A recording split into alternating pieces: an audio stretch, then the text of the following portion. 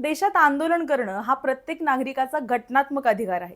पण जेव्हा आंदोलन आणि कायदा सुव्यवस्था समोरासमोर उभी राहते तेव्हा पोलिसांनी किती बळ वापरावं? आंदोलकांवर पेलेट गन चालवणं योग्य की अतिरेक? आणि सगळ्यात महत्त्वाचं म्हणजे अशा कारवाईसाठी स्पष्ट नियम आहेत का? दिल्लीच्या जंतर मंतरवर सीजेपीच्या आंदोलनादरम्यान झालेल्या कथित पॅलेट गन वापराच्या प्रकरणानं आता थेट सर्वोच्च न्यायालयात हेच प्रश्न उपस्थित केले आहेत. विशेष म्हणजे न्यायालयानं या टप्प्यावर पॅलेट गनच्या वापराला चुकीचं ठरवलं नाही.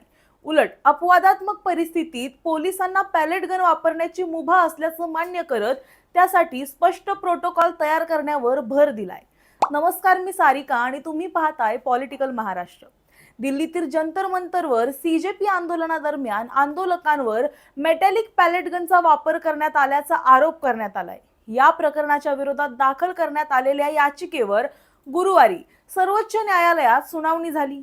सरन्यायाधीश सूर्यकांत आणि न्यायमूर्ती जॉयमाला बागची यांच्या खंडपीठासमोर हा मुद्दा आला. याचिकाकर्त्यांच्या वतीनं ज्येष्ठ विधिज्ञ वृंदा ग्रोवर यांनी न्यायालयात दावा केला की आंदोलनादरम्यान आंदोलकांवर मेटॅलिक पॅलेटचा वापर करण्यात आला. जखमी आंदोलकांच्या शरीरातून धातूचे छर्रे मिळाल्याचाही दावा त्यांनी केला. पॅलेट्सचे रबर, प्लास्टिक आणि मेटॅलिक असे वेगवेगळे प्रकार असतात. मात्र या प्रकरणात मेटॅलिक पॅलेट गन्सचा वापरण्यात आल्याचा गंभीर आरोप त्यांनी केला. यावर न्यायमूर्ती जॉयमाला यांनी स्पष्ट केलं की विद्यमान पोलीस नियमांनुसार अपवादात्मक किंवा असाधारण परिस्थितीत पॅलेट गनचा वापर करण्याची परवानगी आहे. कायदा आणि सुव्यवस्था राखण्यासाठी सुरक्षा दलांकडे टप्प्याटप्प्यानं बळ वापरण्याची व्यवस्था आहे. त्यामुळे जोपर्यंत या नियमांचं आव्हान दिलं जात नाही तोपर्यंत केवळ पॅलेट गन वापरल्यामुळे ती कारवाई बेकायदेशीर ठरत नाही, असं न्यायालयानं आता स्पष्ट केलंय. म्हणजेच या टप्प्यावर सर्वोच्च न्यायालयानं पोलिसांच्या कारवाईला पूर्णपणे चुकीचं ठरवलेलं नाहीये. उलट अपवादात्मक परिस्थितीत पॅलेट गनचा वापर होऊ शकतो हे मान्य करत विद्यमान नियमांना अप्रत्यक्ष मान्यता दिली आहे.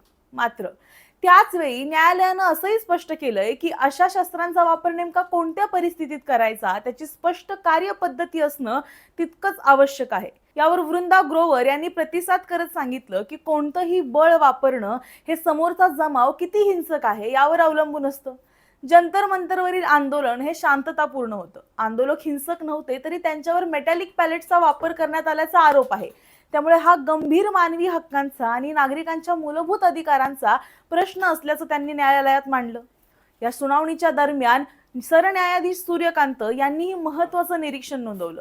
त्यांनी म्हटलंय की या याचिकेचा उद्देश हा केवळ एका घटनेपुरता मर्यादित नसावा. भविष्यात देशात कुठेही पॅलेट गनचा वापर होत असेल तर त्यासाठी स्पष्ट स्टँडर्ड ऑपरेटिंग प्रोसिजर म्हणजेच कार्यपद्धती निश्चित करायला हवी. कोणत्या परिस्थितीत पॅलेट गन वापरावी, कोण आदेश देणार, किती प्रमाणात वापरायची आणि त्याची जबाबदारी कोणाची असेल याचे स्पष्ट नियम असणं गरजेचं असल्याचं न्यायालयानं आता सूचित केलंय. यावेळी न्यायमूर्ती बागची यांनी कोलकाता उच्च न्यायालयातील एका जुन्या ब्रिटिशकालीन नियमाचा सुद्धा उल्लेख केला.